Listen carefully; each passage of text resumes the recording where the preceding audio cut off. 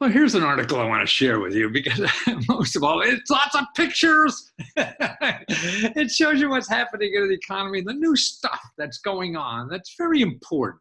I mean, like any super duper change in our economy, it starts with a flash, like the iPhone or whatever, or the internet, and it waddles around for a bunch of years until it really takes off and changes us and the way we live. And this is what's happening, I think, to the gig economy and the sharing economy and things like that. More and more people are making income that way. It makes a whole lot of sense. And because the existing system isn't really satisfying a lot of our needs. So we're smart animals, we find other ways to survive. And if you want to put your head in the sand and pretend it's not here, that's fine, because it'll be here bigger and bigger every year. And then you'll have to deal with it. And actually, I think that opportunities come when you're in the beginning, because then it's not, you don't need credentials or anything. When something gets more ubiquitous, then you need a PhD in it to even get entry. In the beginning of something, you need nothing because there's no rules. And that's what's cool about this. I mean, in the gig economy and all this kinds of stuff, I mean, now about almost 33, 35% of us working there. In about 2 years, it's going to be like 45%, in that. And here's the sharing economy. See, this is another thing and the internet is making this possible. Let me, and bear with me, and I'm reading this, and you want to get it here. Business and the number 2 community.com is where this is at. And if you just Google leveraging the sharing economy, let me read you this, because it's very important. I think the U.S. economy is booming, with unemployment at its lowest in 50 years. Lowest in 50 years. Nominal wage growth is the highest in the decade, and the economy continues to grow. So wages are higher than ever, but that's debatable now. But it's growing. Okay, so all this is growing, but the cost of living is increasing a hell of a lot faster than wages. Wages are growing about 0.5%, and the cost of living just in the last 3 years grew 14%. 14% cost of living growth in the last 4 years. So that's going bananas compared to wage growth. So this is causing Americans to struggle to maintain and afford a good middle-class lifestyle. Renters in more than 10 states spend more than half their income on the basic necessities, and luxuries are disappearing as of 2018, okay? And we sort of see that. You feel it, right? Okay, 2 out of every 3 Americans can't afford a summer vacation. 2 out of 3, okay, can't afford a summer vacation. In all, 58% of Americans have less than $1,000 of savings. 50% don't have $1,000 of savings. No wonder they can't take a vacation, because that costs $2,000. Let's see, and 32% have no savings at all. So 30%, a third of us have no savings at all, and almost 2/3 of us have less than $1,000. Okay, so that's it. Among American adults, general happiness has been going down since the 1990s, and the lack of money is a very large cause of it. So our happiness, the general happiness of us living in America, has been going down, look at 30 years now, okay? Money influences happiness by fulfilling needs and desires, reducing stress when facing hardships with drugs and other chemicals. Emotional well-being increases as salaries rise. So we feel better as our salaries rise. And self-reflection becomes more and more positive with higher income. So you're making higher money. That means you're reflecting on your life and you're more satisfied with it. With stagnant wages and rising costs of living, the key to happiness isn't having money, but how we spend the money we have on things that make us happy. So now this is the key to the sharing economy. See, okay, so we don't have enough money to buy a Lexus or a Tesla or whatever it is, or go on a big vacation. But the sharing economy allows to substitute for a lot of this to make us feel better. we look at things like, okay, here, let me read a little bit more. The solution to many of these problems, to make these luxuries more affordable, is by using the sharing economy, okay? In 2021, okay, that's in a year or so, 86 million Americans will be using the sharing economy, and buying and owning are becoming things of the past, right? We're going to share things more and not do things. Like I live downtown now. I'm getting rid of cars and everything because I could rent a car for $10 when I need it, you know, and that's a hell of a lot cheaper. And I still have a car to get where I want to go when I go. Sharing rather than owning is better in several ways, okay? It's an on-demand access. So you're sharing something, it's on demand. No burdens come with ownership. I don't have insurance, all this kind of stuff. And also no upkeep. I don't have to wash the car or do anything. It's better for the environment. And as seen by 3 out of 4 people, it's more sustainable than ownership. So sustainability, we talk a lot about that. Is there a long way to do this? It is also a great way to start a business. See, you could take the stuff you have and make money at it. But so sharing economy is a way to start a business using what you already have and monetize it to help pay for things like extra room in your house or your car or even a swimming pool. So you could use these things now to make money.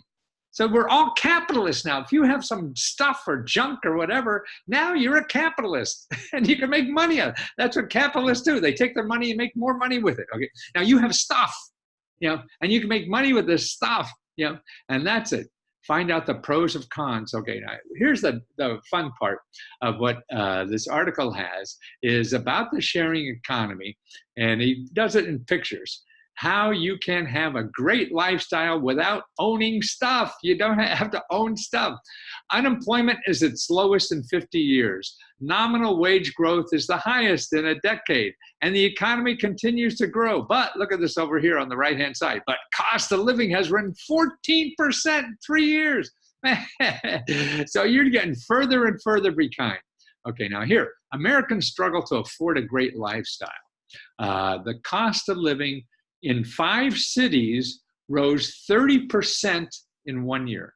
Cost of living in 5 cities rose 30% in 1 year. So if you're in one of those cities and your cost of living already went up 30%, nobody's wages went up 30% unless they were shoplifting, I guess, or something. So here's the real important thing. What happened to real wages? 1964. 1964. That's before a lot of you people watching this were ever born. That's 20 years after I was born. And I'm old as dirt. You know, so in 1964, the real wages, that's in current dollars, putting the wages in $10, people were making $20 an hour in 1964. Wow, look at how that has grown. 64, 74, 84, 94, 104, 114, 50 years later, what has happened to salaries? Went up $2. Wow. Wow. The economy is growing like crazy, right? And the average salary is not. You look at GDP, what is that? Okay, 2 out of 3 Americans can't afford a summer vacation. Luxury lifestyles are disappearing. 58% of Americans have less than $1,000 in saving. 32% have no savings at all. But here, why is that happening to your wages? Wages have gone nowhere in 50 years. 50 years, people. And so that's why there's a new way of getting the experience that makes you feel better in life. And that's what this money can buy happiness, okay? Fulfilling needs and desires and reducing stress when facing hardships. That's what money does for people, okay? Emotional well-being increases as your salary rises. So you become, I guess, emotionally more satisfied. Self-reflections become more positive with higher income. So as you get higher income, you think about your past or your life. Oh, is this shit or whatever, you know? Oh, no, not so bad. I went from here to there. If anybody can't remember in their life, yeah, oh, well, 50 years ago, I was making only $2 less. so, so in 50 years, no wonder you feel lousy. Okay, with stagnant wages and rising cost of living, the key to happiness isn't just having money, but how we spend it. Okay, how to buy happiness? The wandering mind. Okay, the mind. On average, the human mind wanders about 40% of the time, 47%. So half the time we spend, our mind is just daydreaming, right? Wandering. Okay, this and this. But anticipation and good memories give the mind a happier alternative. Okay, if our mind wanders half of our time, our mind is wandering and getting in trouble. I know mine does. Man, if I don't have something important I feel to do, my mind will just start digging up their grave. You know, that's why I stay so busy to get that sucker out of the grave.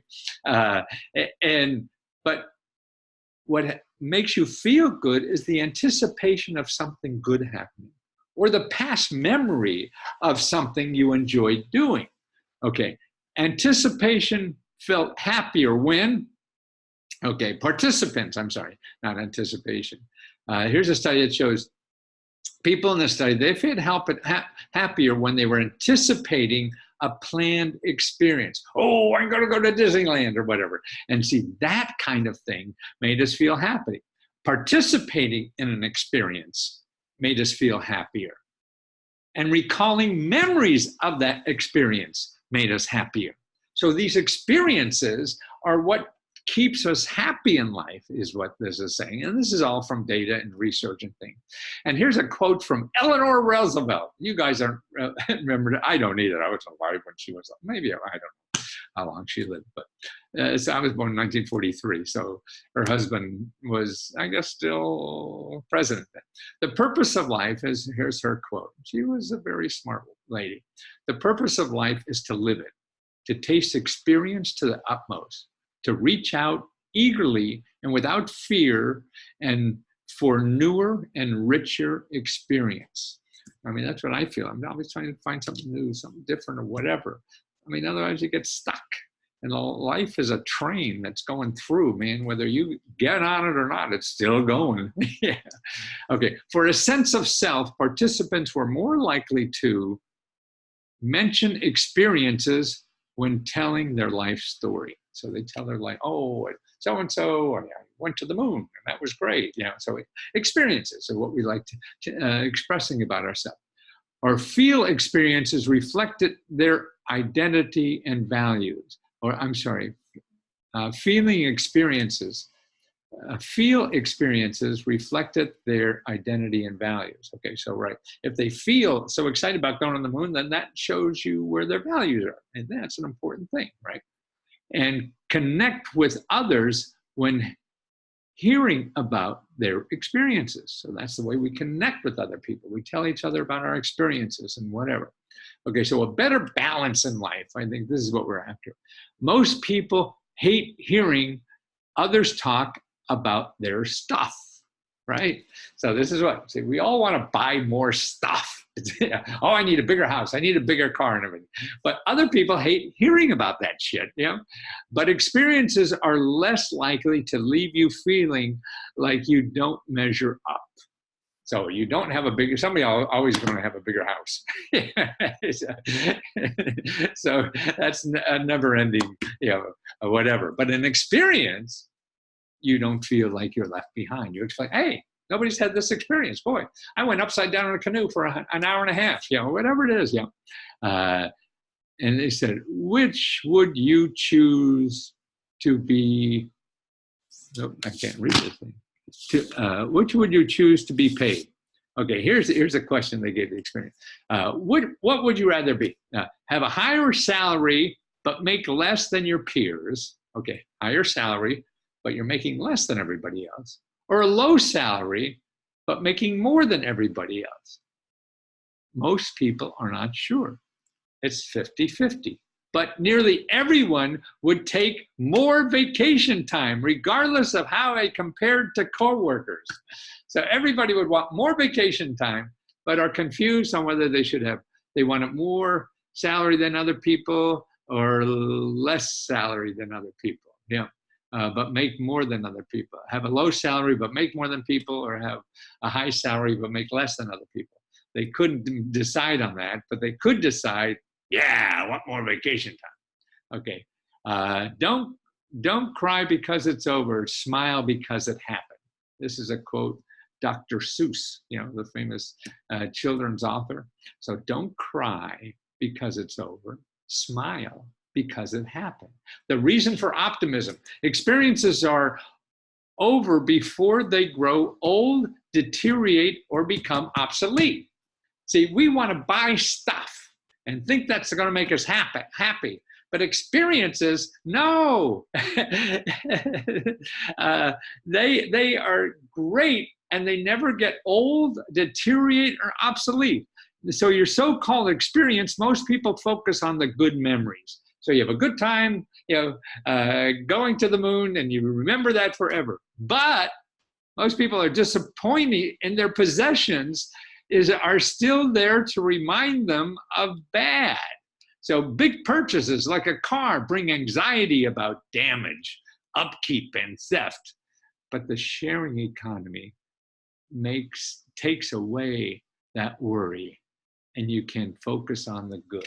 Okay, so in other words, you buy something, a big fancy car you always want. Now you have to keep it up. Then it's going to get shitty. It's going to get red, and all this kind of stuff all the disappointing things of having that possession.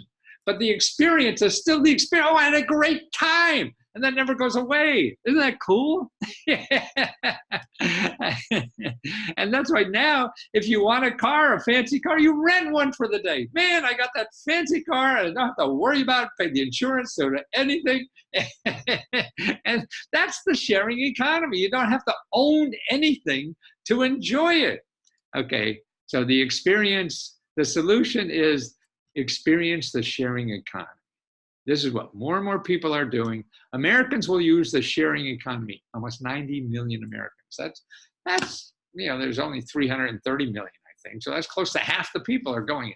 In other words, they rent clothes from a place like Runway. So you don't have to buy. I mean, I live in an apartment building, and I see these Runway packages. So these women aren't buying fancy clothes. They're renting it for the weekend. You don't have to worry about anything, cleaning it, keeping it, paying for it, or whatever, a fraction of the cost, and they rent it for the weekend. They don't need a fancy car because they use Lyft. That's what I do, man. I go out, open my phone, I got a Lyft, and go somewhere for $5-10, and I don't have to worry about it. Don't do it. Or to go on vacation, you go on Airbnb, a fraction of the cost what you're going to pay in a hotel. Okay, what is the sharing economy?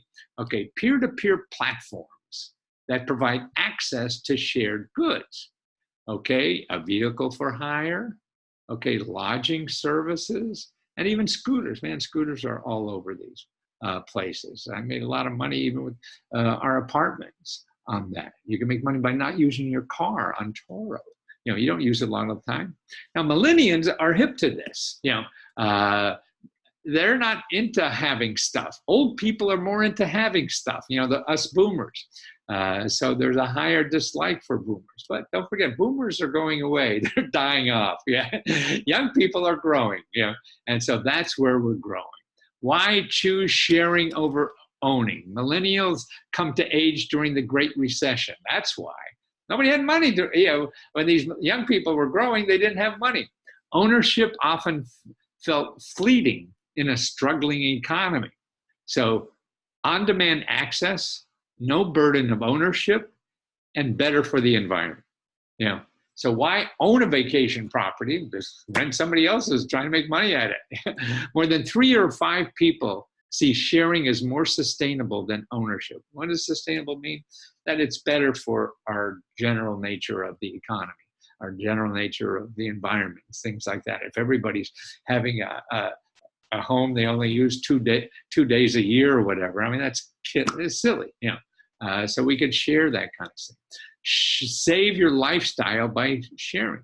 Accommodation, so Airbnb, outdoorsy, things like that. I mean, even people are renting their backyards to campers and stuff like that. Storage. Your neighbor could store your stuff in your basement because you're not using it. That's the way to do this. See, if you have stuff, you could make money out of your stuff. Your car sits in the driveway half the night. You could put it on Turo. Or your bike on bikeshare.com. Yep.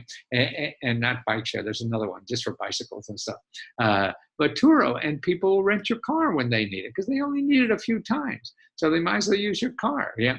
And that's your swimming pool. People renting their swimming pools. Yeah. How often do you use your swimming pool? Oh, it'd be great to have a swimming pool. After 5 years of that, what the hell? Well, now there's a website you could rent swimming pools on. People want to have a party? Yeah, okay, I'll go out that night. You could use the party. And you make, a couple $100 people using your swimming pool.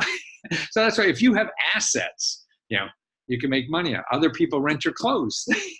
They share with it. Other people rent your car. Other people rent your room or your backyard even, and things like that. So that's what's happening in the sharing economy. So you're a capitalist. We're all capitalists now. Can make your tools that you don't use. You can share them. Your golf clubs, your bicycles. Talking to a guy who made a couple $100 a month on his bicycles. He had 2 or 3 bicycles he really uses. So people come to town and want a decent bike to use. See, that's what's happening. And that's why for people in Lesko Help, I have a free report about the gig economy. Shows you about all this kind of stuff, how to make money out of this, the sharing economy and the gig economy. It's all in that free report. It shows you dozens, probably hundreds and hundreds, and also a free course on how to make money from the gig economy and the sharing economy. It's not everywhere. It's not perfect. Nothing is perfect. It's an important tool. It's just like a hammer. A hammer is not for everything, but it's an important tool. This is not perfect anything, but it's an important tool. And particularly with wages going nowhere, you saw the average wage in 40 or 50 years went up 10%, and when 14% in 3 years, standard of living went up. So you can't keep up, and this is a way to keep up. I feel. Again, it's not perfect. You would like the job for $200,000 a year. But that ain't going to happen right to most of us. Some of us it will. But even in the meantime, see, that's another thing. You start learning this because this is only going to grow. It's not going to get smaller. How much it is not going to be 90% of the economy? No. I mean, we still have stores even with the internet. They're getting smaller, right? Fewer and fewer stores with the internet here. People are buying there. So that's the growth area. And then when there's growing, there's more opportunity and more fun. And that's the key to life, is having fun, because it's shitty. There's a lot of bad things happen every day. But if you're having fun, it doesn't matter as much.